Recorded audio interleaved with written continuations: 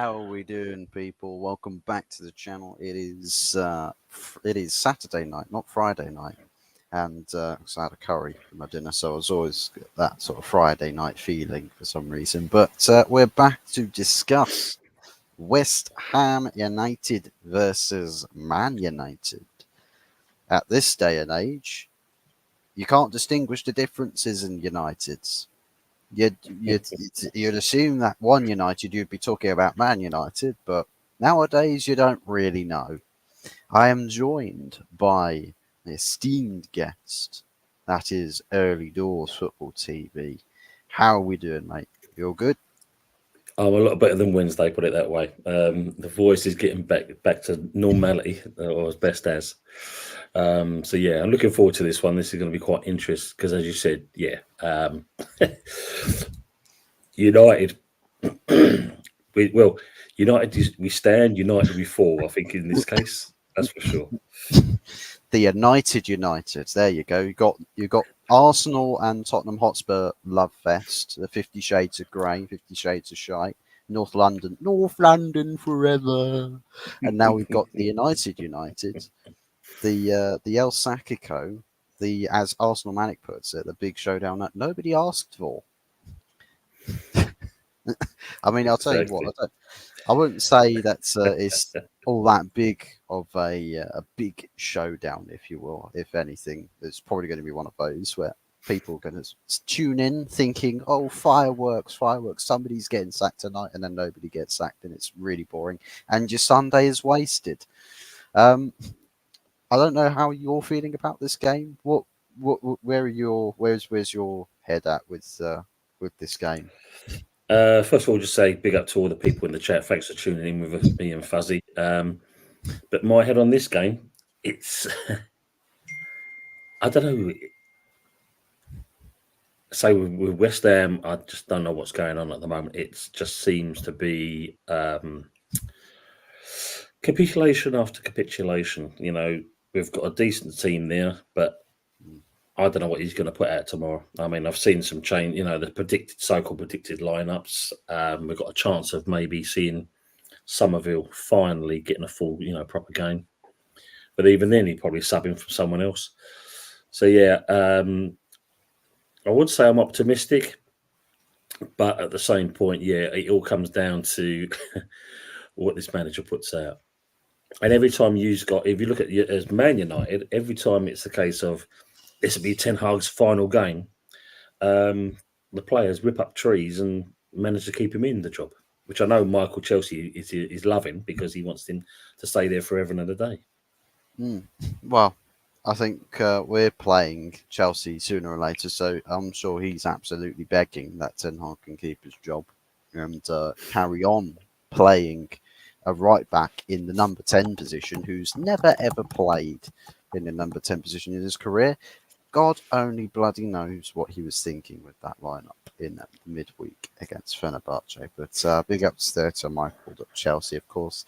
Big ups as well to Anthony Herbert, the biggest cock of them all, as biggest cock and the smallest balls. Big up, Frankie. Gets to Frankie there. Matt Foster. And to Matt as well. Andy Ross. Better discussing Bristol City versus Leeds United. Big up, gentlemen. Big up to yourself, mate. Good to see everybody as always. Big up as well. Andy Murray, Fuzzy. I swear to God, I look nothing like Andy Murray. I'm pretty sure Anthony wearing his cap looks more like Andy Murray than me, to be fair. Chelsea win, Spurs win, Arsenal and West Ham draw.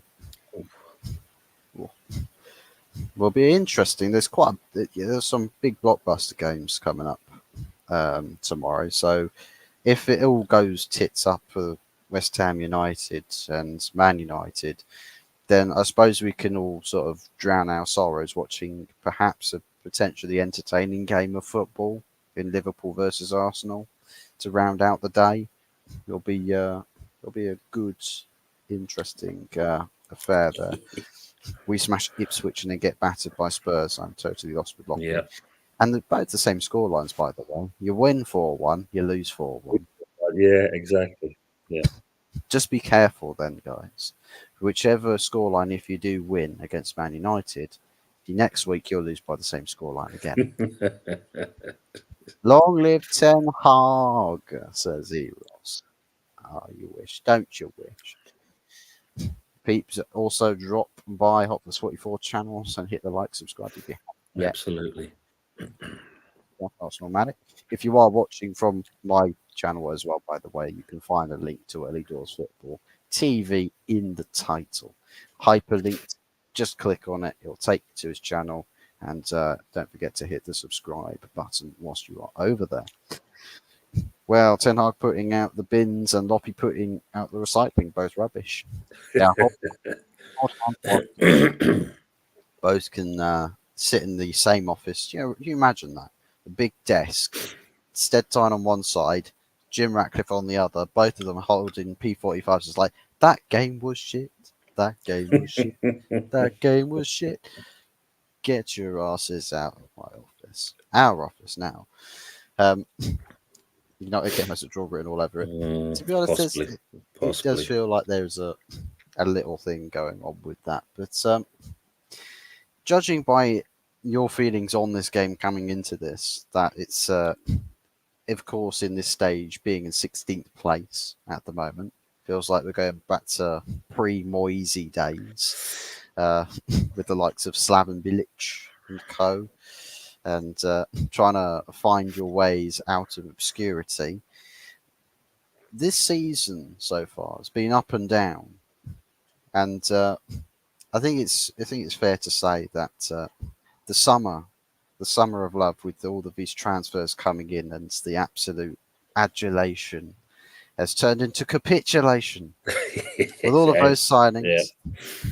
What would you put the core root cause issue to West Ham not sharing or getting the maximum of the thrills?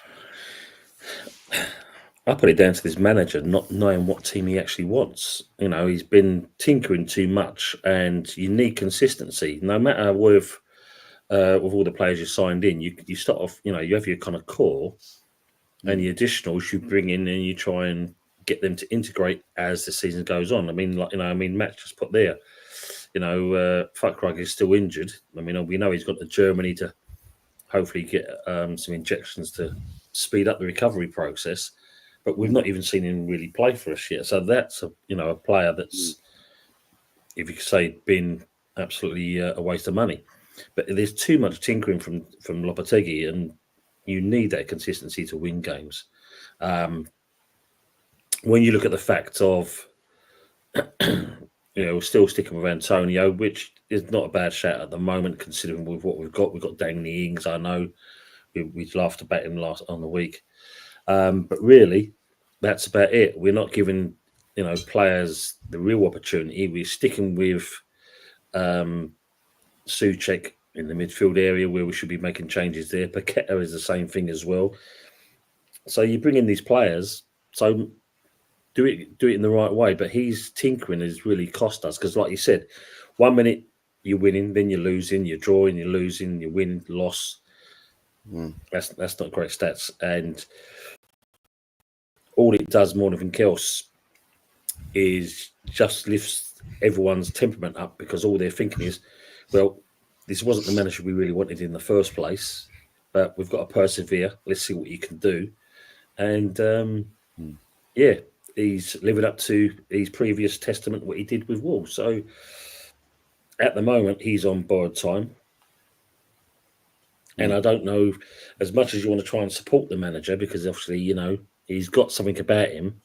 But at the same point, you mentioned Moyes, and unfortunately, Lopetegui is more defensive than Moyes, and that's a statement in itself. You'd almost want it to go the other way, just like drop all of this defensive shenanigans. We've got some of the best, some really, really good attackers in certain aspects, in various, various forms. Probably some of the best attackers in the Premier League, and there's not really a system to incorporate their ability or a system in place to really work on getting the best out of intertwining those abilities, getting a good chemistry and a good rhythm going, and ultimately taking the fight to a lot of teams. Because it's not the case that it's just like, oh well, you play defensive and counter attack against the bigger teams. You just it looks like you're not really got much of an idea against most teams, unless you come up against a team that you should very, very blatantly be beating, such as an Ipswich. Yeah. It's only really, despite having only played 8 games so far, only won 2 of them, drawn 2, and then lost the other 4. So, talking of form, it's almost desperation, because the team that you managed to beat are only 4 points behind you, down in 17th place. Yeah. So the relegation zone, as it is in touching distance. Man United not much better. I mean, we're only 3 points ahead of you, in 13th with 11 points. Still, of course, with the game to play, but it's just like these situations where everyone held predictions and expectations are so much higher than what is actually being seen on a football pitch, and you do start to question what will be the killing blow for this regime. What is it going to take to invoke change, to incite change? And I don't know about you, but do you reckon, like, how many games do you reckon Lopetegui has in the tank before Stettine and Co call the shots? Well, the thing is, I mean, he's had the dreaded vote of confidence that we're backing this man for the time being. So when you look at it, maybe 4 games, if that, maybe you can't turn it around. They've got to realise that they've made an almighty clanger here. It's not working.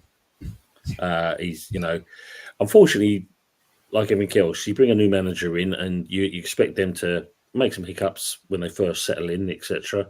But at the same point, you also want to see some kind of progress. But in the case of Lopetegui, he started off and sold us a nice story. This is what he's come in for and what he's going to do, etc. And yes, Daz, I did. Thank you, mate. I did get them.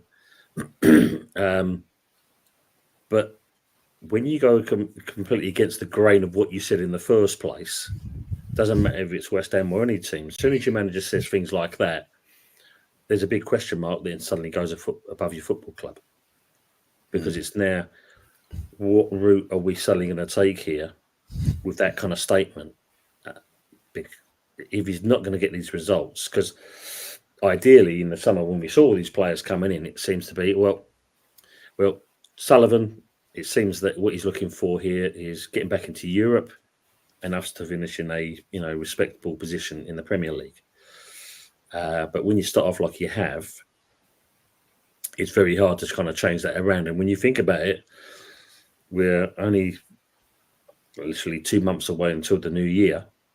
And by that stage, that's the telling point. And if you've not turned it around by then you're literally on the road to ruin.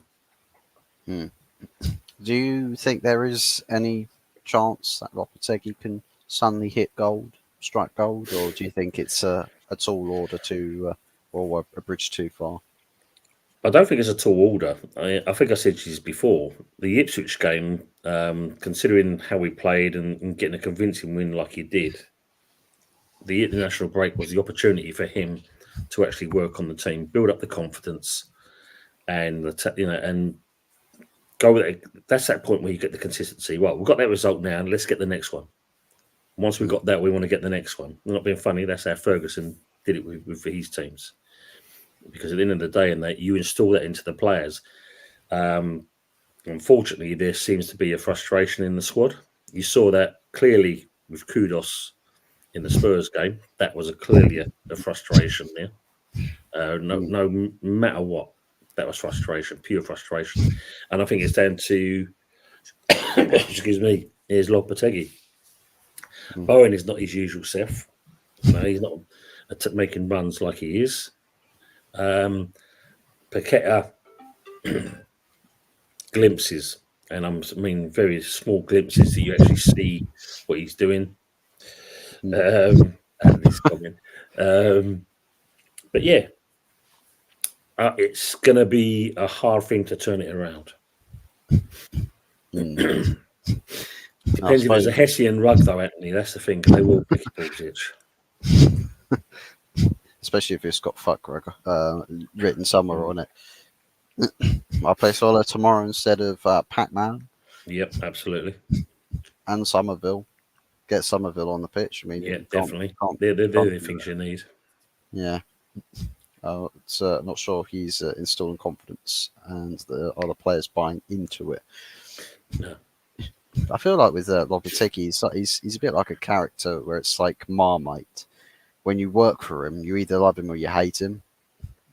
And with loads of managers, past and present, there's very rarely that it's such an even divide split so early on into a manager's tenure. I mean, David Moyes in Man United's case, you could probably say that because coming off the back of Ferguson, you're so used to such high standards and mentality.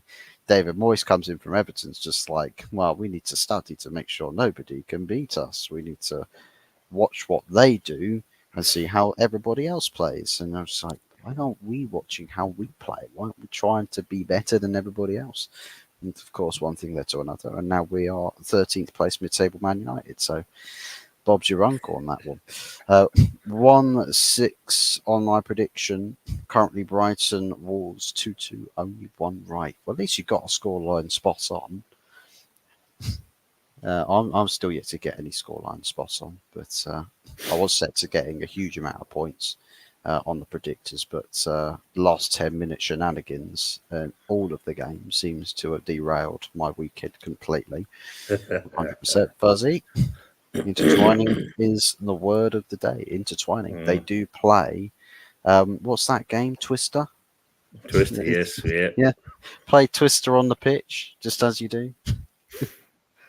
Big ups to Lee. Army. Good to see you. Hope all is well with you. Unfortunately, Ten Hag won't be sacked until end of the season. That's the thing. Do you reckon that's the case for Ten Hag, or do you think that Ineos might have a bit more of an itching feeling to pull the trigger now? Because they've already said money's not a problem for us. It's just about seeing the incentive to do it. Do you think that they'll make that judgment call? Well, the funny thing is, full well, they had this meeting, didn't they? 7 hours to discuss the derailment, a week or so beforehand, and not much come out of that, I must admit. But I think they've got someone lined up already. They must, or they've got candidates lined up ready to fill his shoes. Conversations, at least. Inquisition. Got to be. Yeah. You don't run a multi-million-pound business and not have that in place already. So you think you'll bring that to the table at United anyway. So I'll definitely say that, yes, there was something in the pipeline. I think it seems that way, that people might have caught onto a drift of something with all of this shabby talk. And a lot of people finding a bit of conviction behind it. Do you think there's any truth to shabby rumours, or do you think it's just more rumour mill spinning? Well, no, I think there's something behind it, because it has suddenly, I think I mentioned it on Wednesday's show, it suddenly seemed to pick up pace a day or so beforehand. There's more than one channel that mentioned that, Xavi has suddenly become this contender. I like this word, Pepsi. Southgate would have arrived. Do you know what? I've seen an article, right? Not from any specific reliable source, but still out there. Crystal Palace, of course, another club that are in desperation, down in relegation zone. Awful start under a manager that everyone thought, watch out for him, they might do something. Looking at him getting the sack now is, I've already forgotten his name. The manager. Glasner, yeah, Oliver Glasner. That's the one.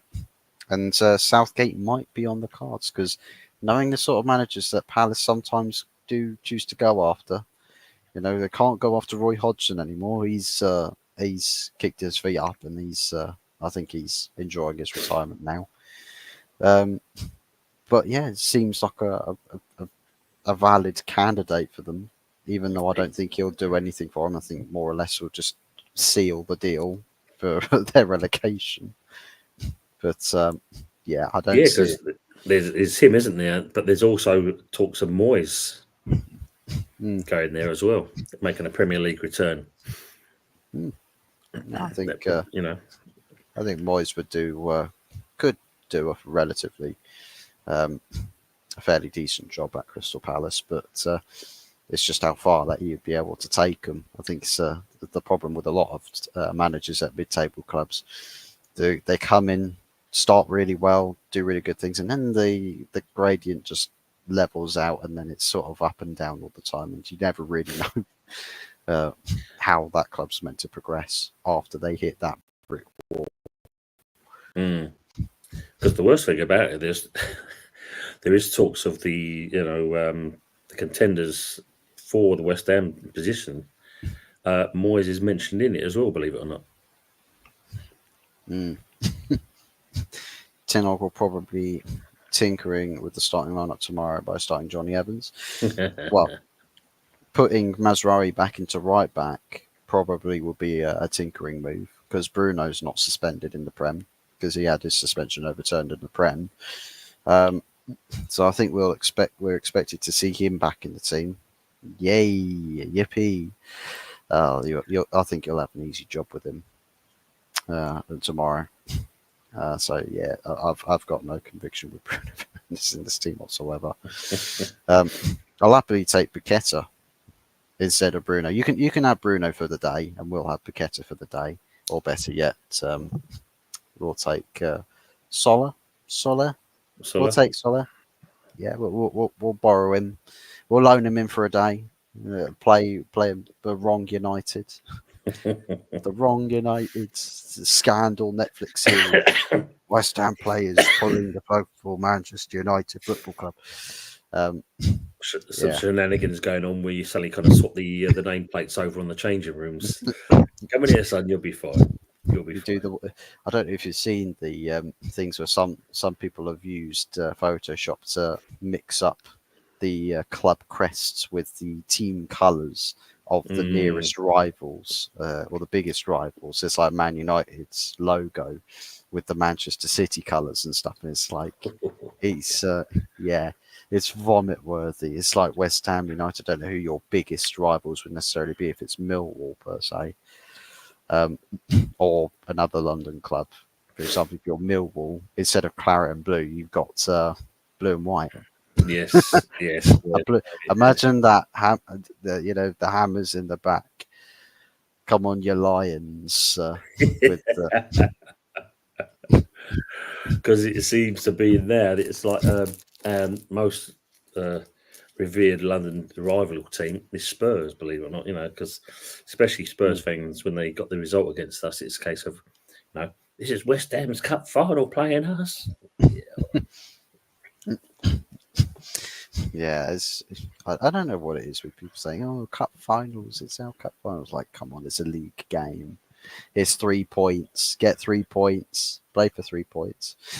Matt Foster says he keeps going on about hard work being the key to change in results. Hard work shouldn't be needed to be asked for. It should be a given. Exactly. And it's commitment issues. Players in the modern era have commitment issues.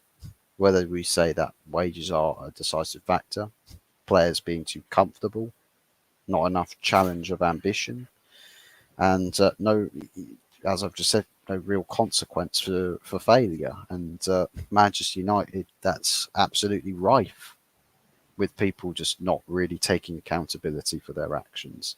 Happily throwing results away, not really caring.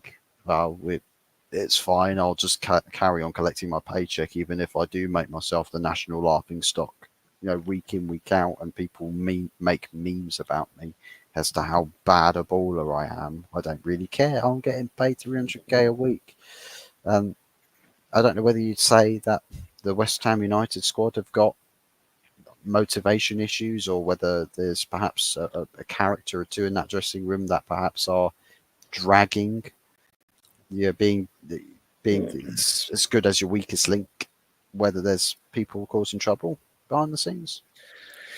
I don't think there is as such, but I think it just alluding back onto what I said earlier, with Lopetegui, if he's not, saying that hard work, as Matt said there. I mean, at the end of the day, isn't it? With any player that plays for any club, full well, you put the shirt on, you're supposed to live and breathe and die for the club. But we've seen obviously some hostility with certain people.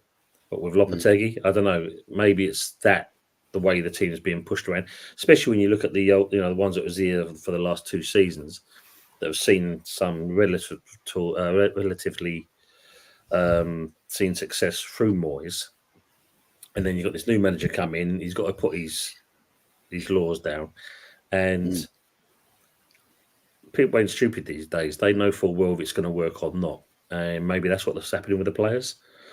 They can see that he's tinkering too much, and it's just causing the disarmament. I think it's mainly that, because he's not picking the right. No, he's not looking to work on this thing and keep this solidity of a team. I think that's the crux of it all. I think that's what really boils down. I don't think it's so much of players revolt, but give it time. If it happens for the next couple of games and we see the same kind of playing styles going on, I think you're going to see some players suddenly want to become vocal and say something about the manager. Or in Kudus' case, start punching people up. I don't talk with my nuts, I talk with the fists.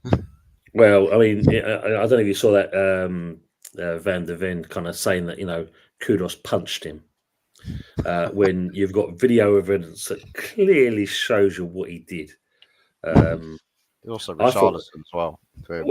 Runs into the back of his head. He's just like, yeah, stitch this. Oh, it hurt. I regret this now. It is the case of, as players, if you're going to say something, make sure you have all the evidence before you open your mouth. Van der Ven, you just made yourself look stupid by saying there's a punch when there never was in the first place. And there is Richarlison one. I mean, that was just great to watch. Easy comedy. It's always if you want comedy, just go watch Richarlison. He'll give you comedy. I hope I'm wrong, but I can't see this manager turning it around. Would you take Mourinho? Interesting, because obviously this is another one that's kind of gained a little bit of momentum as well. Considering his cryptic clues come Wednesday against Man United. If he's going to come to West Ham, he must realise that he's not going to get the backing that he hopes, like he has done previously. You get more backing than he got at Man United, that's for sure.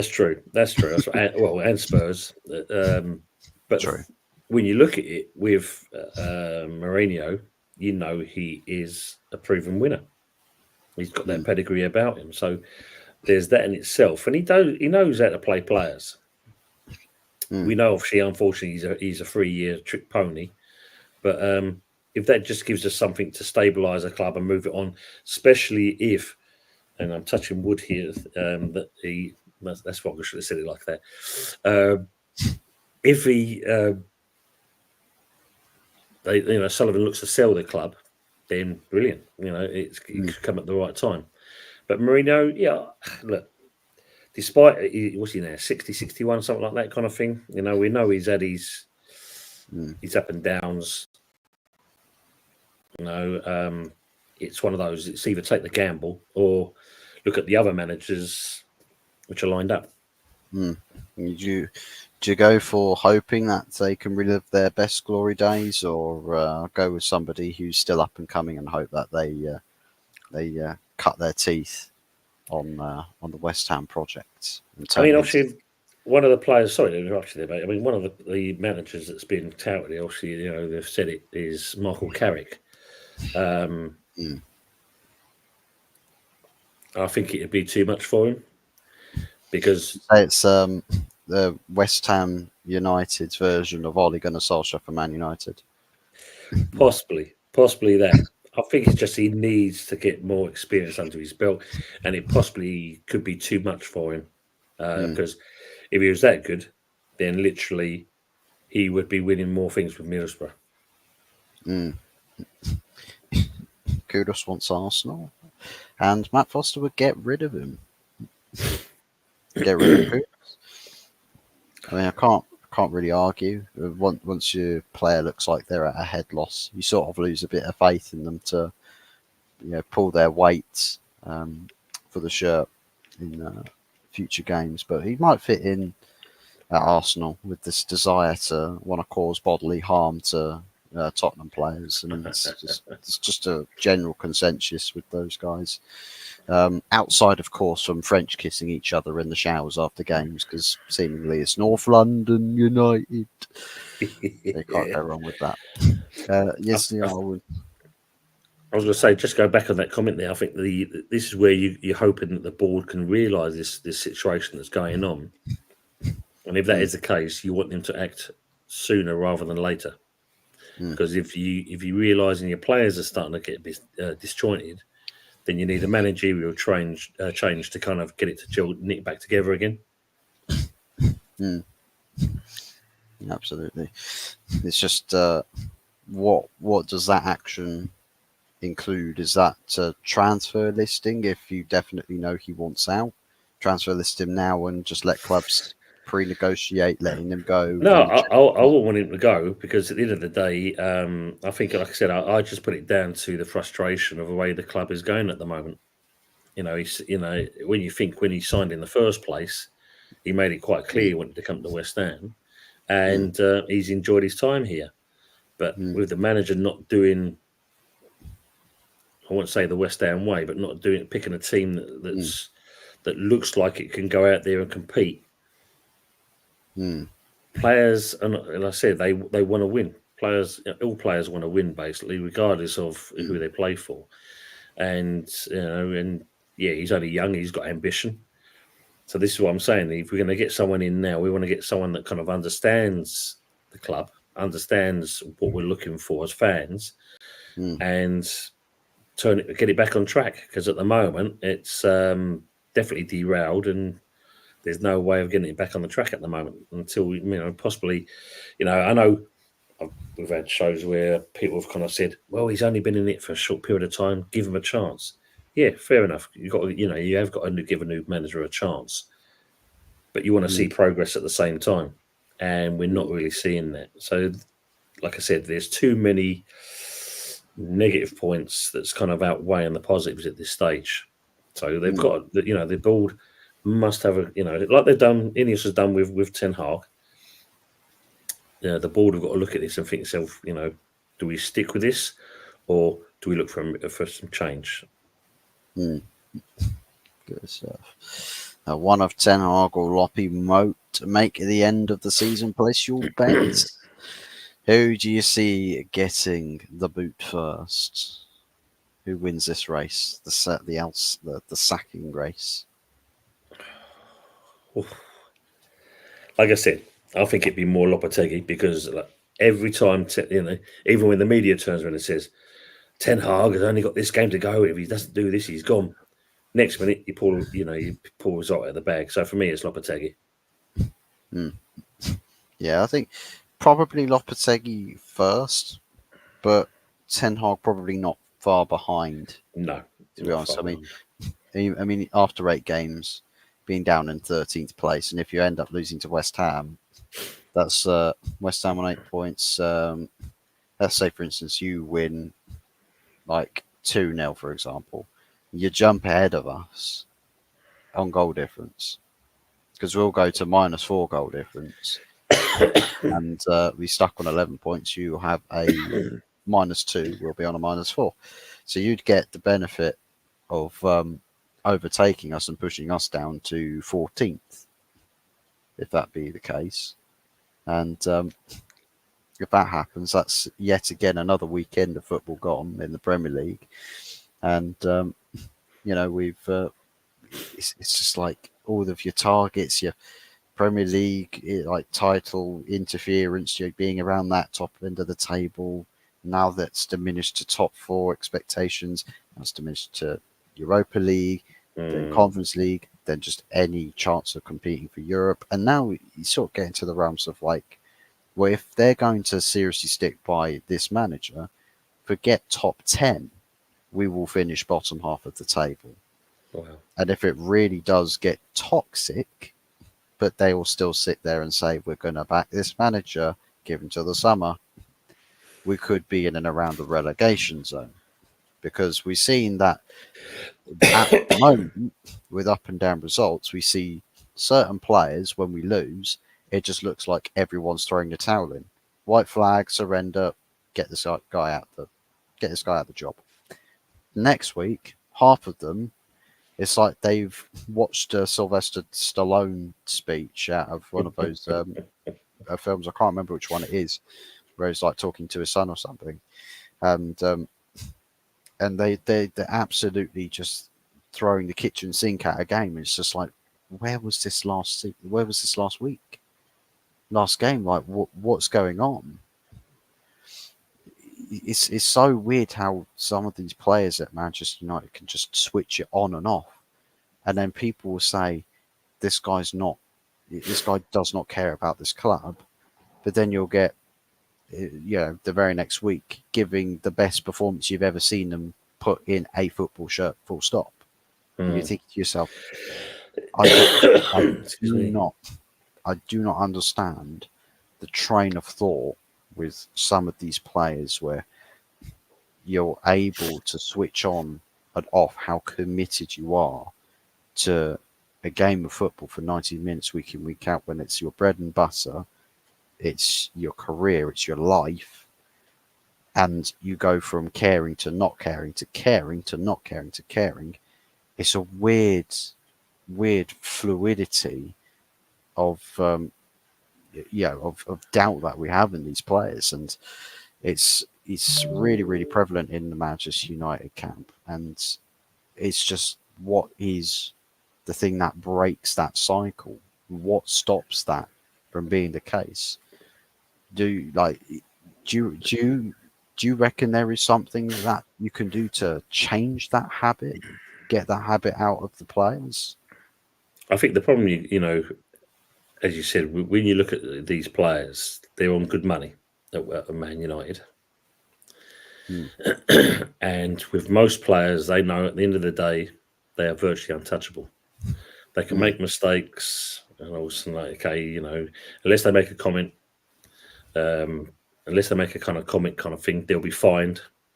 Other than that, it's a case of, right, we've just got to work hard, or we've got to do this, we've got to change this. Whereas the manager, he will feel the brunt of it, and he will either get the sack because of how the players' actions are. So we look at some of these Man United players that are on stupid money. And a lot of them don't know, and they say they do, but there's a lot of them that don't know who they're actually playing for. A club with the stature and prestige that Man United had previously, these players, you might as well say, disrespect that every single time they put on the shirt and go out there to play.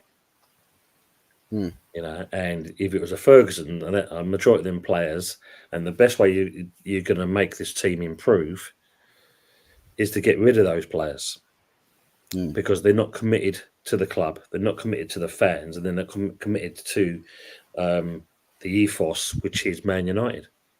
And this is where your problem lies. You had Woodward in charge previously. We know what a disaster that was for Man United. And then you bring in, now you've got the Ineos and that lot coming in there, people that kind of basically know a bit more what they're talking about, and will get there. They're not going to say they're going to do it overnight, but that's the only way you're going to get this team to improve, is to get rid of some of these players. I mean, obviously, you saw the story, no doubt. Trashford wants out. Why do you want out all of a sudden? Because you're not flavour of the month anymore. Yeah, you need to get out because you're just taking wages and your attitude just purely stinks. Not being funny, when you think about it, the likes of Welbeck's and players like that have been moved on, they seem to be enjoying themselves. You don't see them kind of dismissing, okay, I got knocked down from, playing for one of the biggest clubs in England. And that's it. I'm throwing down tools and I'm not going to play anymore because I got kicked out of the biggest club. No, they've gone on and they've remained professional. But unfortunately, these players that play for you now, it's just it's disrespectful. It's just players like that you don't need, because that just again it comes down to the same thing. If you want things to turn around, there's a lot of change that needs to be done. Yeah, we can start with this one here. Fuzzy, you think Anthony will get sacked with Ten Hag in the future? The absolute cheek, the bloody cheek on this guy. You see the stunt that he pulled with the midweek game against Fenerbahce. Gets subbed on by Ten Hag. Nobody understands why. Amad Diallo's fully fit on the bench. And within minutes, he's going around, hectically, causing cock up after cock up. And then gets himself injured. Gets himself absolutely injured. And the stupid thing is, right, is that the days leading up to this game, his future at Manchester United was in question. Club looking to loan out Anthony, potentially then to sell him in the summer. If not, if they get an offer in January, then they'll sell him there and then. Then you see that game, comes on, acts like a twat, gets himself injured. Now he could be out for months upon months. Then goes off. Well, it is a weird one because he goes off. He's down injured. He's like, oh, I really hurt myself. Gets taken off the pitch. He's just saying then to Ten Hag, don't sub me. I'm good to go, man. I'm good to go. I'm pumped. Runs back on the pitch and gets injured again. like a minute later, injured again, and then this time, stretchered off. And it's like, well, there goes the January transfer plans for Ineos with Anthony then. Can't sell a player that's completely injured. Well, actually, you can. Arsenal Football Club exists, but still, you can't sell an injured player. So, I mean, I think the Manchester United fan base collectively have had it in now with Anthony. First season, we thought it was slow, but we thought it's first season, give benefit of the doubt. Second season, you're going to have opportunities. We need to see you do better. Doesn't do better. If anything, does slightly worse. And now this season, the guy can't stay fit, and he's just.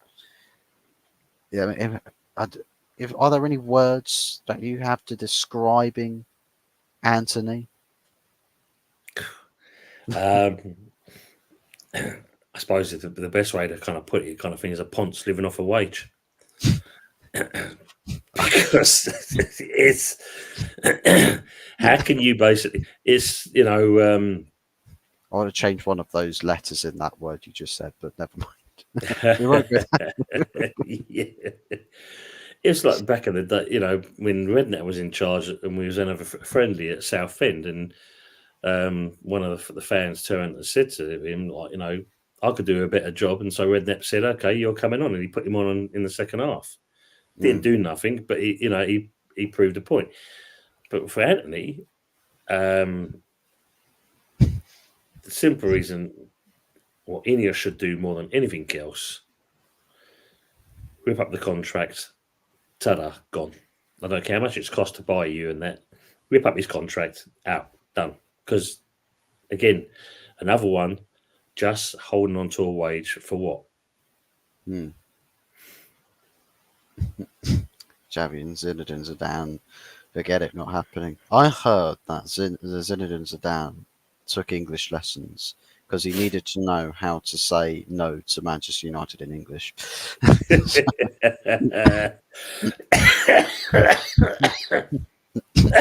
And he's dead. Nobody wants Southgate. Surely he's Moyes 3.0. No, he's worse.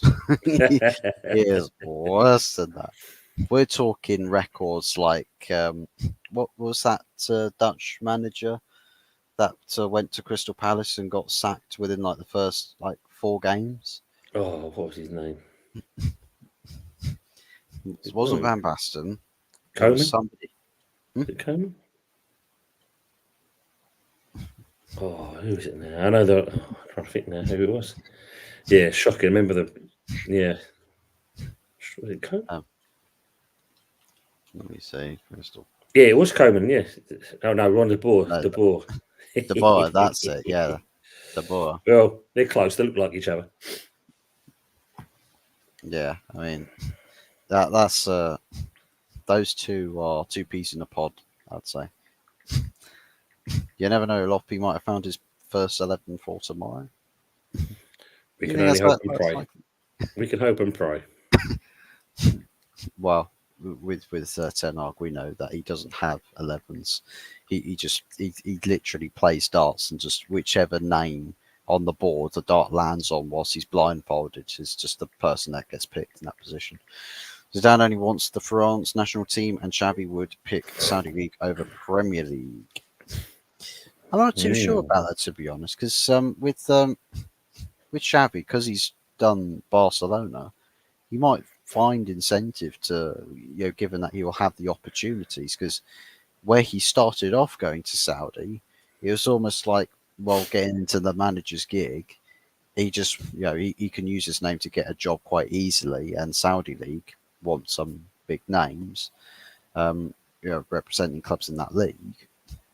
And it's like, well, it's the easy startup. Then he took on the Barcelona job, his club that he spent pretty much all of his career at as a player. And it's like, you're not going to get any bigger than that for a Barcelona legend. But then at the same time, you still get the offers and opportunities to manage other top clubs. I don't know. I think Xavi might sort of. It depends on what the offers are that are on the table. If he reads up on it and thinks at first, I'm not too sure. Well, actually, I've warmed up to the idea a little bit. Do you reckon? There's that's got any legs to it? That you'd opt Saudi over other top jobs around Europe? I can't see Xavi doing that. I think he's a Europe man. I don't think he'll go anything further than that. Yeah, bald golfer. I know Donna's lost all her hair. Yeah. Big up Adama. Yeah, so that's about there for Robbie Lott. Oh god, yeah. Talking about that channel. Fuzzy Tiny told me that he reckons Cornet is better than Rashford and Antonio better than Højlund. I mean, are they really? I mean, Cornet maybe might be better than Rashford, to be fair, but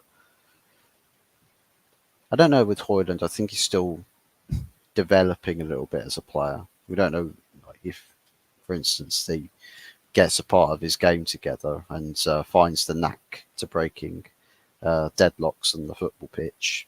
He might have a knack of finding ways to get goals. We don't know. It's like certain players are late bloomers. It's like Jamie Vardy, late bloomer striker, found the knack for scoring the goals against the top level defences later on in his career. Maybe Højlund's has got a similar trajectory, but we've got to do the right things, I think, as far as the team is concerned, to really get that to happen. And a manager's got to see, well, what's the best way for him to score goals. And I think Ten Hag at the moment doesn't know what the best way to getting performances out of anybody is. He just puts together a team and says, I want you to play my way, yeah, my way or the highway. Highway's potholed His Majesty. But literally, it's just a case that he just smash a pinata and win your place in the team, pretty much. Fancy goals tomorrow. Could go either way, but hopefully West Ham will win. He's done being... Frankie Mus is done being North London forever with Tottenham. He wants to make some love to West Ham United. I mean, the funny thing about it, when you look at it, the only kind of shining light from your squad at the moment is Onana. He's been pretty decent. So, to be fair, midweek he kept us from conceding quite a few goals. And I think people are talking about, oh, well, the midfield was great. The midfield was great. I'm like, shut it. Shut it. We were supposed to lose that game like 3-4-1. We didn't, because Anana, who's not a shot stopper, decided for a day, you know what would be really cool is if I actually did something with these. watch me move, and it's actually saving shots, which is actually incredible. So I think of beauty, turns out. But yeah, they don't represent me for that. Tony and Fuzzy, what are your first 11s to play each other? Ooh, interesting.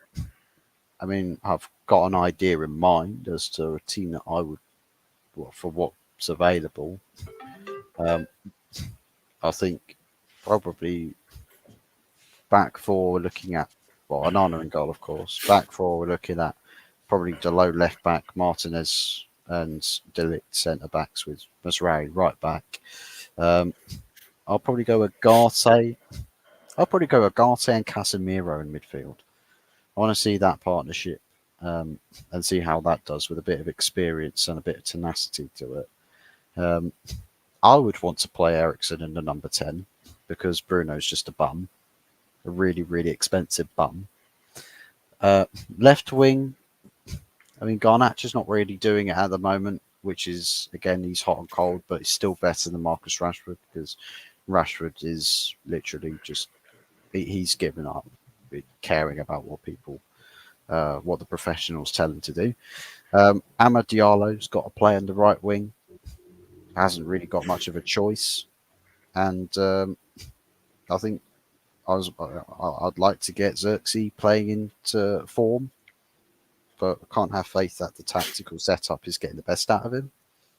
So I think probably Højlund is more likely to find the back of the net in this team. So probably a Højlund starting ahead of Xerxes. That's my perceived team that I would go with to play against West Ham.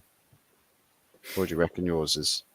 Well, I'd like to see changing the goal first of all in there, because obviously at the moment Areola is or seems to be lacking some confidence. We saw that against the Spurs game when he kind of got the ball, had time to look up, and then squared it straight to a Spurs player.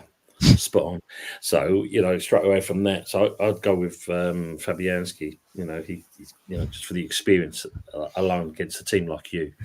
And then obviously the back four stands out for itself. It's the usual one. So you'll have Emerson out on the left, Wan-Bissaka on the right, and then obviously Todibo and Kilman. Todibo's coming into it now. Kilman's quite settled, and it'd be interesting to see how Wan-Bissaka plays against his former club. Now I know he's going with this formation of like 4-1-4-1. I'd kind of make that a little bit different. I'd actually kind of have because I know we're talking about Paqueta, so for that I would drop in the likes of, I still have Rodriguez where he is because he's quite defensively minded. But then I'll drop Souček and Paqueta because going by the lineups I've seen here, I'll move them two out of the way and replace that with Sola, and Alvarez. So again, still defensive minded, but also the attack with Sola, and then also out on the wings, Somerville on the left, Bowen out on the right, and unfortunately we have to sit with Antony up top. Ideally, I'd love to have another striker there, but as you know, we didn't really buy one. I wouldn't count Danny Ings as that. So that's what I would go with. I mean, he did sign a number 9, but he's just instantly got injured with Fulcrum. Yeah. Considering he's supposed to be back last week, and that's not the case. Big up Mr. Joshy J. Big up Joshy J. Big up to Early Doors and HotFuzz. I gave you shout outs on my preview video for West Ham United versus Man United game. Good stuff. Big ups to you. And it's a new United monkey fan base. That just shit like that. Real Madrid losing to Barcelona 2-0. Well, they're actually losing at the moment to Barcelona 3-0. And they're about to lose 4-0. It's at the Bernabeu as well. Don Carlo getting a sack, maybe. Falling 6 points behind Barcelona. I mean, can you imagine that if Real Madrid sacked Carlo Ancelotti off of the back of that result? They're only second place. Yeah, but we Only do 6 you remember? points behind. They'll still pull the trigger. Just goes to show that the different mentalities that clubs have. Do you reckon? What do you reckon? If West Ham had the mentality of a Real Madrid, do you reckon you'd go? Do you reckon you'd go anywhere? Do you think you'd be? Unfortunately, if it's got Sullivan involved in that side of things, and that, then sadly not. But if it had the Madrid board, then yeah, we'll go flying somewhere. You know, absolutely flying. Spurs being charged now as well. They're trying to appeal. Now. Yeah, they got fined as well, and which they, you know, so they're shock and horror. Why we got fined as well? It was West Ham that started it all, and it's like, well, yeah, but you know, you saw what you did as well. And this is where Van der Ven saying, "I got punched." Well, I think what it is, right, is that the FA have looked at it and said, right, so West Ham started discussing. Who were they playing against that time? Oh, Tottenham Hotspur. Ah, right, okay, just find them. Yeah, they heard Tottenham were involved. They're just like, no, find them, just find them. Mourinho has a bigger ego than Kudus, and you know what? That managerial ego might just be what tempers Kudos, and maybe Mm. could be a humbler, because Mourinho does like to manage big characters. He has managed big characters before. See, we did the Drogba, didn't we? Did all right there. So he could either do a Drogba, or it might go the other way and do a Balotelli. Balotelli, yeah. Yellow card at half time. Literally, whole team talk was just to Mario. Mario, you're on a yellow card. Yeah. If one tackle and you're gone, you're sent off, and you'll miss out, a really important game coming up. Literally 20 seconds into the second half, second yellow card, red card. See ya, bye. It's like, for fuck's sakes, Mario. But that's the sort of player Mario Balotelli just was. Like nobody was going to change a Mario Balotelli for love nor money. No, of course not. Sullivan couldn't afford Jose Mourinho's salary. True racers, very true. Sullivan badly wants Potter. Well, considering he bought Lopetegui in the first place, I mean, fun enough, we were talking about the managers earlier. Potter wouldn't be a bad shout, because I think more than anything else, he knows how to operate a club like West Ham. So I think, it wouldn't be a bad shout. He knows how to get the teams playing. We saw that with Brighton when he came there. So yeah, I mean, I wouldn't say no to Potter. I know some people will, but it's got to be better than what we've got now.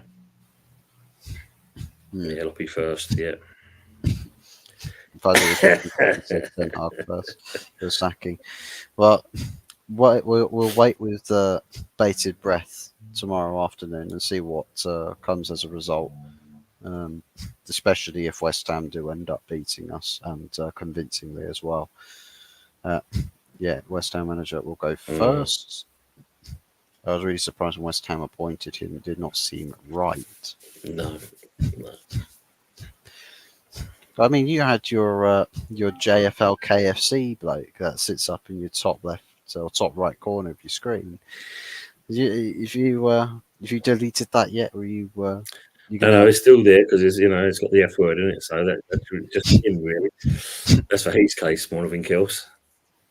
Julian, it's instead of being like as a pleasing thing, it's Julian fucking Lopetegui. Yeah, that's like how I said. At first, it was Julian fucking Lopetegui. Now it's Julian fucking Lopetegui. That's the truth. Most differences we expect Silverware after spending 1 billion. Jesus, his third season so far has been a failure. That simple. Well, I mean, they seem to be with Chelsea. Seem to be heading in a better direction than they were before. At least they're heading the right direction rather than going backwards. It's just how far does the forward march go? How many strides do they take? Do they hit a glass ceiling? All 4 Prem games in tomorrow in London. Ooh, the police are going to have their hands full, I think, with managing all of that. Because obviously this will be, I think this game now, and then after in November, it'll be the first time that West Ham are actually be playing away. All the games I've played so far have been in London. It's all rigged, I tell you. Mourinho will get a top job again after he's done with Fenerbahce. If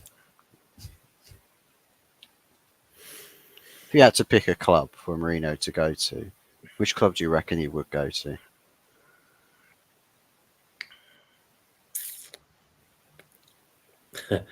Knowing someone like him, where he knows where the money is, and that it probably he's mouth watering at the thought of Newcastle because there's money there. Yeah, that might be an interesting one, because if they do opt to part ways with Eddie Howe, the mentality is to go bigger, not hang around or anything. They want to progress the club, so I might take a punt on that.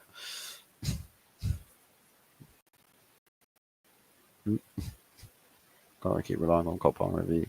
Single time players need to step up. Chelsea's built on having a unit playing team, not having individuals. I mean, it's like with the Liverpool game, with Cole Palmer getting marked out of the game by Liverpool's midfield. It's definitely made Chelsea a lot less effective in what they do going forward. So might be tactic on when we play Chelsea. Mark Cole Palmer out of the game. You might be onto something. Man, you should have put players like Eze, Gyökeres, and Braithwaite. I think he meant Branthwaite. Braithwaite's that old, washed Danish bloke who played for Barcelona randomly. Same time that Choupo-Moting was getting contracts up to PSG and Bayern Munich. It's just like this guy used to be starting the wet, windy nights in Stoke, then started balling out with the Bavarians and the Parisians. Super agents, man. Branthwaite wasn't it Everton that played hardball, selling him? They wanted more money. They wanted more money, but then got upset when Man United went and spent bigger money on Lenny Yoro. Yes. That's like, hey, you were supposed to pay us that money. What are you doing? It's just like, we want to pay for him on our terms, not your terms. So. Question: do both your stadiums leak? Thoughts? Yeah, so does the Emirates. To be fair, the Emirates leaks quite a bit, especially when there is downpours. But yeah. You have a good squad. I can see you being top 4. Just won Champions League just over 3 years ago. No way on earth I'm lowering my standards for no one. We're in Arsenal Spuds, only club in London to win the UEFA Champions League. And no longer the only club to win a European trophy. West Ham are massive. They're so massive, they got UEFA to create a new competition just for them. That's what it's all about. Tell you, I pinned your channel on my preview video. I would have done a preview with you, but I've felt a bit ill myself. Well, get well soon, Mr. Joshy. Yeah. Get well soon, Mr. Joshy J. I'll catch up with some of the comments here. Oof, a little bit behind. It was Taunt 1 game, 1 loss, and that was enough. Alluding to the Crystal Palace manager.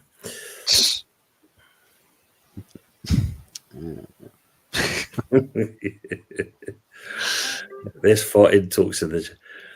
That's all good. Arsenal versus Chelsea, a real London rivalry.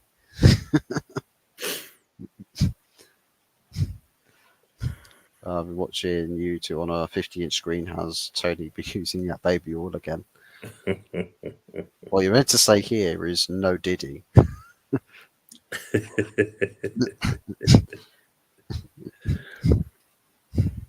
But did you? Look. Oh, Eros is beating us to the punch on that one. Fuzzy's got stubble. God. Yeah. Read through those comments. Ancelotti for West Ham. It's written in the stars, Tony. It's written in the stars. He That'd be gets the one. sacked That'd be after. the one. He didn't do terribly at Everton, to be fair, though. No, he did very well there. It's just Awesome. the only problem really is that he'll come to West Ham, be there for a season or two, and then Real Madrid will say, Carlo, can you come back? Our other manager was really, really shit. We thought you were bad, but Christ, this guy's absolutely whack. And he'll be on the plane straight to Madrid. He'll probably jump on the plane at half time to go sign a contract. But yeah, I reckon he could do something up with that West Ham team. I still think Man United bang in trouble squad wise. Whoever they appoint, it's an awful squad. Yeah. And I think first season, I believe that. Sure, the players you did bring in were ideal players to start turning things around. Ten Hag has not managed that situation well. I believed that for this summer to really be like patching a lot of holes, you needed probably about 10 players in, quite literally a Ralph Rangnick explained summer transfer window. That never happened. Got, what was it, 5 or 6 first team players? And past that, there's still a lot of leftovers, scraps from failed regimes gone by, and still trying to polish a turd. It's still going to be a turd at the end of the day.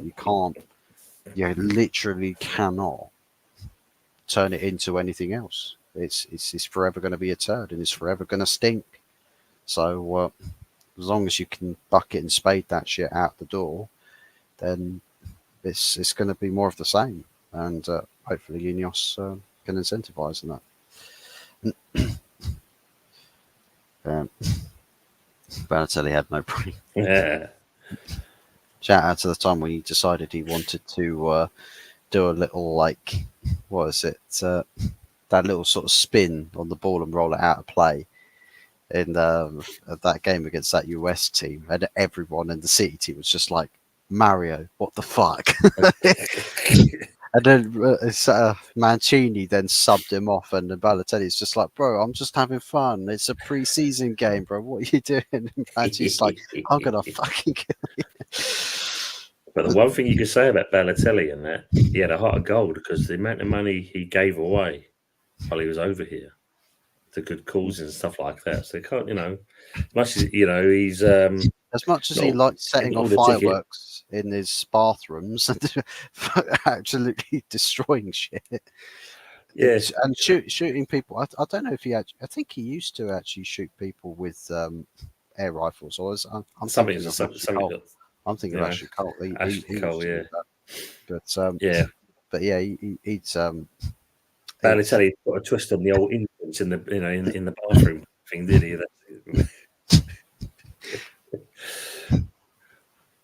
Oh god! Projected, yeah.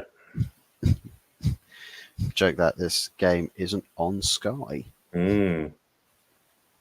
Newcastle. Yeah, Newcastle agreeing what I said on that. Yeah. Mbappe flopped in biggest games this season. Mbappe, man. Kylian Mbappe. Abject failure so far. Will he come good in a Real Madrid shirt? Gyökeres is class. Yeah.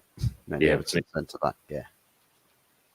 Third, William Saliba is linked with Real Madrid, which will happen. You don't really say no to Madrid at the end of the day.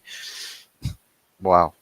With William Saliba, if he's maybe, well, I'll say that, but not really the same as Kudos as getting a red card out of frustration. But it's an ambition thing with Arsenal, because if you're not winning trophies, you almost wonder, am I wasting my career away here? Because you're in the younger years of your career, making a name for yourself and generating interest. And you think, do I stick or twist? And it's sort of, well, if it's Real Madrid, like Michael's just said, you don't really say no to Real Madrid because it's, in your case, a once in a lifetime opportunity. And given the injuries that Real Madrid are facing at the moment, you'd have a place. You'd get into that team. So, William Saliba, choice is yours. The thing is, though, Fuzz, going on that part, you imagine if Arteta doesn't do anything this season, how many players will want to move on? That's the other question. That could possibly happen. Would I take him back, David Moyes back? No, unfortunately. Excuse me. With Moyes, he proved that in the final season that I think he already knew he was going at that stage. You could just see the commitment and the chemistry had fizzled out. And once you get to that situation, you can't come back from it. So I can't see him coming into, if he came back for, as we call it, the 3.0, it won't be the same. And he knows it himself. So, no, got to thank him for what he did. 3 years getting us to Europe. But other than that, no. I was lied to. Title says Saturday. Whip him out, gents. El Sacico. Which is ironic because literally the El Clasico happened tonight and somebody might actually get sacked because of it. So it's I've superstitious. I'll hold my hands up. I'll take that. I'll take the plaudits. Thank you. You're welcome. There are players out there for Rogers for Villa. Came from Borough. I want to Roger Frankie. Evening, Henry Ray Baker as well. Evening, Henry. Amazes me a big team scouting network, Matt. Look at Brighton. Big at Sandfield, Uncle Rod's as well. Opal as well Big with you. Uncle. Barca cooked Madrid 4-0, says Nick Fadley. Big ups to Nick as well. Yeah, man. Barca. I mean, Jesus, Hansi Flick. He's got something cooking with that Barca team. And I liked him. I said, look, Hansi Flick. That's a guy that I'd want at Manchester United. He's gone to Barcelona. He's making things work. 30 points at the top of La Liga. No sign of slowing down. Flick teaches you how to play football. Absolutely. Nick. Arsenal's reality is they sell their best players to big clubs. I don't want to see Chelsea in that kind of situation. The better players, the bigger clubs. Which ones are they? Because I haven't seen anyone really. Well, they've had a history of their bigger players from, like for instance, Robin van Persie. Yeah, but that's years ago, isn't it? I mean, we're looking about now. You can't say that any of theirs are only a couple that really stand out as big players and money players. Well, to be fair, there is truth to the there's truth that's further back. Excuse me. Further back in the in the time warp, perhaps, but recently they've not sold their bigger players to bigger clubs. They've essentially ran their contracts down and let them go for free, or sacked them. That's what Arsenal have been doing. Bayern fans feel more settled now. They don't feel they are the only team getting cooked by Barca. True that. True. Fair play, great London club. Not like these two are Bob, Johnny, come later. That's true. I'm just going to get some water first. Yeah, no worries at all. Brighton are another selling club in the future. They will need a settled squad, absolutely. Just depends on what the club's ambitions are, Michael, because they might decide, well, we're happy where we are. We don't need to go anywhere. We don't need to do more. so they'll accept this. So yeah, I think it's just a case of how ambitious is. I think it's Tony Bloom. How ambitious is Bloom with the Brighton project? Chelsea are signing players up to 9-year contracts. Yeah. Real Madrid might sack Carlo now. They absolutely might. It's those sort of pivotal results in the Liga that you do see big decisions get made off the back of. I can see Saliba going. Good luck to him. My question for, I suppose I can ask Frankie, with Saliba, if he goes, what sort of a centre back are you looking to bring into Arsenal? Who do you get replaces Saliba and sort of keeps that level of individualism? Who's as good of a centre back as Saliba? I suppose you could chime in with that as well, Tony, if you wanted to. Whether you think there's a player out there Saliba can be replaced by? Ooh. For Arsenal standard, yeah, there's some truth in that rumour.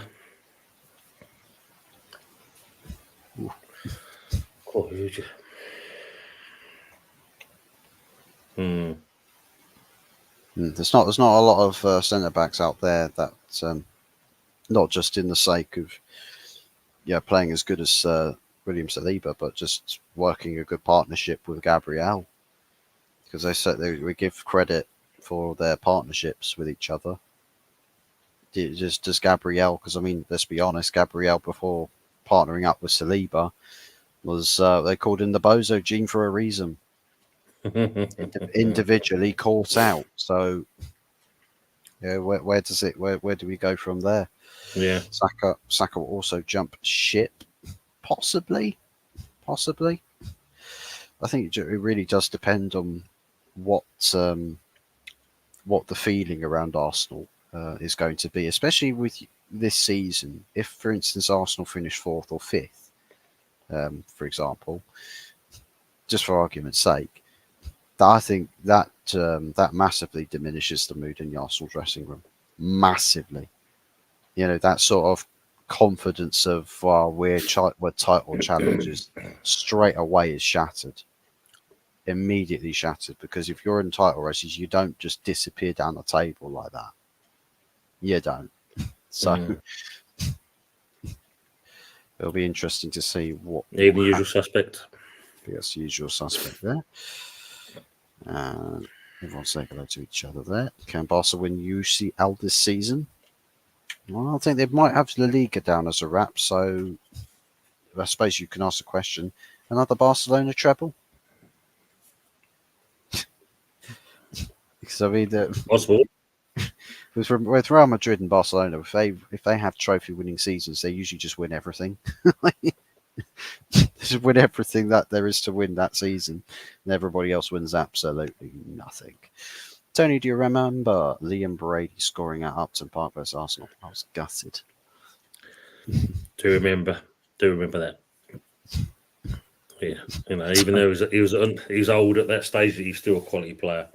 Tony on strepsils, yeah. On straight vodka. Might numb the pain a little bit. Unfortunately, Edu couldn't identify talent if it slapped him in the face. I heard his sucking game's good though. The draw says boy as is on the manager. Yeah. Ross is following Henry Way Baker apparently. Are you surprised with Forest's start to the season? Not really. I was sort of expecting them to sort of go this way a little bit. I think it's a gradual thing with Nottingham Forest getting more established in the Premier League. I think the seasons of survival football in their current state of affairs, I think, is well and truly behind them. It's how far up the table they can go now. with the squad that they have, and how do they opt to improve it moving forwards? I think if you look at it, it's the fact of he's bought well in the summer, and unlike our manager, he's actually got the team gelling, and you can see the difference in their style of football, the ethos, and it's proven well, and that's the reason why they deservedly need to be where they are at the moment, and that's fifth. So fair play to him, That's a good shout. Gehi from Palace. Yeah, for Saliba, yeah, it's a good shout. Always a laugh. Great stream this morning, by the way. That was a lot of fun. Arsenal have not progressed is getting newer players, which shows lack of ambition of their ownership. If they were serious, you get a Victor Gyökeres. I think some of the players that they've signed this summer have not really kicked on. They've not had desired impact, barring a wonder goal against Man City. Beyond that, they've not hit levels, at least not yet. No. Depends on what we do, and if it's Muppets still in charge, and the crowd head. How true, Frankie. How true. Big up, Chris. 4-0. Just saying. Yeah, absolutely. Victimus and Fraude flooding the streets of Madrid with shame. You can imagine there'll be a few cracked windshields heading out the Bernabeu tonight, I'll tell you that. Big up to you. What did you make of the game as well, though, Chris? Be interested to hear your comments on that. Only which manager for West Ham would be a good short term for this season? Well, if it's going to be in that, then we could say go with Potter first of all, and in the summertime, go for Thomas Frank. There was the crowd at El Clasico. He he's made some moves there. If he was in the crowd, he's probably punching the air. It's just like, yes, my 5-0 loss has not been beaten. So he goes losing 5-0 to Barca. You're ready for tomorrow's Anthony. Henry's throwing the gauntlet glove out already, kind of thing. Yeah. Gyökeres over Mbappe, mate. Bloody Eddie and Nketiah are over Mbappe at this point. Oh God, no! I don't think no team has really came out and made the statement this season. True. Well, I kind of disagree on that. I mean, for me, when you look at the first 3 games for City, they looked hungry. They was on a mission, and it kind of went south a little bit after that. But for the first 3 games, they looked like there was something going on there. But look, I mean, I know they only scraped a 1-0 win today, but not being funny. So did Mourinho at Chelsea, and he still won the league with it. But it's a great it's a great statement though from Frankie, because there's a lot of truth in it as well. No one's really kind of looks decent at the moment. Arsenal fans obviously are owners that would rather sit on the bog with Mahura and buying players to win Premier. Pretty much, yeah. I disagree with that. Dodgy first half, but Flick changed it up at half time and did us lovely. Always have to be wary of Madrid, but the performance was amazing. Oh, brilliant, mate! Commanding performance, commanding result, and a real manager to make the changes to win a game at the Bernabeu against Real Madrid. So it's not every team in the world that can do that. At 5-0, Messi. Yeah, that was a Messi show. That was Jay Skyson showing this game. Great call from Thomas Frank. He would get a tune out of them players. I like him. Like I said before, what I like about Thomas Frank, and it proved today. I mean, look at the game today that they had. But he gets the fans involved. I mean, when they first came up, and that Friday night when they played Arsenal, and obviously they beat you 2-0. What was good to see afterwards, that him and the players walking around and celebrating with the fans, and he does it. He's done it all the way through. For a manager to do that and get the fans as your 12th man, that's for your home crowd especially. Yeah, I love it. I think it's a great kind of attribute to have. So take him all day long. Chris, look after yourself, mate. Thanks for coming in. Yeah, big ups to Chris there. Lack of ambition until attitude changes, nothing else in the club will change. Change starts from the top and works its way down. Take care, lads. Cheers. Or reading the comments. Just want to pop in and say hello. Anthony Tractor is destroyed by Brett for today. Yeah, good stuff there. We'll round out the show with the score predictions for this game and what we think. What we think is going to be the. I know our predictions for this game from what we did on Wednesday. Yeah. So we've both gone for 2-1s, but for our clubs respectively. And I think I'd probably still stick with mine as being 2-1. I think it's going to be a bit more closer than what people believe it will be. But at the same point, we can also possibly cancel each other out at the same time. But I'm going to go with 2-1. Yeah, same. Yeah, I know. You should. Look, you can only but hope, can't you? You can only but hope, because I know obviously the funny part about it, Thomas Frank is also touted for the United job as well. So yeah, it's a manager merry-go-round that is prevalent at the moment. My 52 I've seen because it's bad and the ugly. See what you did there, mate. See what you did there. You was there Wednesday, Frankie. So you've definitely seen the good, the bad, and the ugly. But we appreciate it all together. 1 or 2. Could probably say this week's Wednesday show is going to be a bit of a Halloween special. Might have to be a Halloween special if Man United end up embarrassing West Ham, or vice versa. So content creators say Arsenal have a 10 out of 10 window, cauliflower and some midfielders no one's heard of before the Euros. Didn't really even hear of him during the Euros, to be fair, with Calafiori. So Zuma will score tomorrow. He'll kick the cat out of that ball, I swear. Nobby needs to get a performance tomorrow, hopefully a result. Otherwise, he could be gone. Yeah, true, man. He needs to do something. Turn it around. Same stance, I'd say, for Man United fans. Ten Hag has got to win. Like, there's no room really for losing anymore. No losses at all. I mean, if it was up to me, he would have been gone after Brighton this season, which is the second game of the season. But what do I know? I'm just a content creator. I'm just a YouTuber.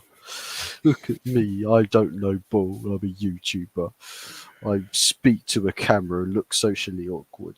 It's all fun and games. But speaking of YouTubes, if you wanted to shout your channel out as we'll begin to shut things down for Saturday night. So it's Early Doors Football TV. You can find me doing some content, usually maybe some match reviews or previews, but also on the Wednesday, my co-host next to me here, and Anthony Herbert, as you can see in the chat, we do the good, the bad, and the ugly show, where we talk about our 3 clubs respectively. And then tomorrow night, 8 p.m, is the Sunday night takeaway show, the usual slot as always, where we get a variety of panelists on to talk about the weekend of football and some unusual stuff as well at the same time. And hopefully I should be doing a few more spotlights coming up in the next week or so. But yes, as HotFuzz says there, Wednesday's show, it will have a bit of a Halloween theme with it. And you'll see the 3 panelists dressed up appropriately. I'll just be my usual self, because that's bad enough just to watch it as a horror show every single day. Yeah, it's Halloween all year round for Tony. Same thing for me. Big up to you all. See, I know this because everyone crosses the street when they see me walking towards them. I always wonder, why is it so quiet? It's because everyone's just avoiding me like the plague. But yeah, thank you once again, of course, for joining me for this preview. It's been a blast having you on, and also with everybody in the chat. Very, very pleased to see everybody in here. And of course, if you're watching once again from my channel, the link to Early Doors Football TV is in the title. Just click there, take you to the channel. Don't forget to smash the likes and the subscriptions and all of that good stuff there. And show, fellas, tomorrow night's show could be interesting depending on results. Yep. Great show, fellas. Anthony will be dressed up in Bristol Rovers kit. Could be dressed up in what could Anthony be dressed up in? A 60s polka dot dress. There you go. You imagine absolute calamity that would be. But anyways, glad to have Great comment everybody. there from before you go back. I mean, just that last comment from Frankie there. You know, and that's what it's all about. And yeah, it's great to have opinion. That's what it's all about at the end of the day. Absolutely. And great to have opinions, but even better to be able to express them without things going personal, without things being shot down, lauded out of certain scenarios and certain places. I think just being accepting or appreciative, an open mind towards what people have to say, judging 100%. that everybody's going to feel differently about various different things, and providing such a platform for where people can express themselves is First Amendment rights. If you're from the States, First Amendment rights to free speech. Nobody can shut that down, basically, especially not on my channel. So yeah, but once again, thanks to everyone for joining us tonight, and check back in tomorrow over here for the match review, match reaction after the game, but then also perhaps over on Tony's channel, also here as well for the Sunday night takeaway show. I don't know if you fancy joining for the match reaction as well, or whether you probably do your own thing, or would you save it for Sunday? You know, if you've got the time for doing it, yeah, just let us know, and yeah, it'd be good to kind of carry on from this point. What we're doing. You can either come in laughing or come in crying. One of the two. Yeah, one of those. Good stuff. Thanks, Eros. I'll probably briefly tomorrow before my F1 watch along. Good stuff. Let's watch gentlemen tomorrow. Good to see you, Eros. Thank you. It isn't for a platform to express yourself. Absolutely. That's what it's all about. That's what it's all about. Fuzzy dressed up as Andy Murray. All I've got to do for that, Ace, is just wear a cap, and that's it. I mean, I don't yeah, I'll probably have a tennis racket somewhere, but it wouldn't be that much of a Halloween costume, can't lie. Have seen some masks down at a supermarket not far from where I work, so maybe I'll pick up something from there just for the sake of it. Anthony just needs to show up with his normal face, and that will be it's enough to get this channel taken down off the internet. But, oh well. But anyways, thanks for watching, guys. Take care, and we'll see you all again. And don't, before you go, you know, just remember, guys, the clocks go back tonight 1 hour, extra hour sleep. So it's always good. Tonight, I thought it happened on the 31st. No, tonight, 23:59. 23:59. Clocks go back an hour. Well, an extra hour of lying for me then. Being a lazy fucker. So here's what it is. Where's my effing invite? You don't get one, Anthony. Swivel on that. Where's your effing mug more than anything else? Should be asking. Yeah, stop worrying about invites. Start worrying about mugs. That's yeah. That's not turning up anytime soon. But anyways, see you tomorrow, guys. Take care. Enjoy the rest of your Saturday evenings, and we are out, skis. Take care.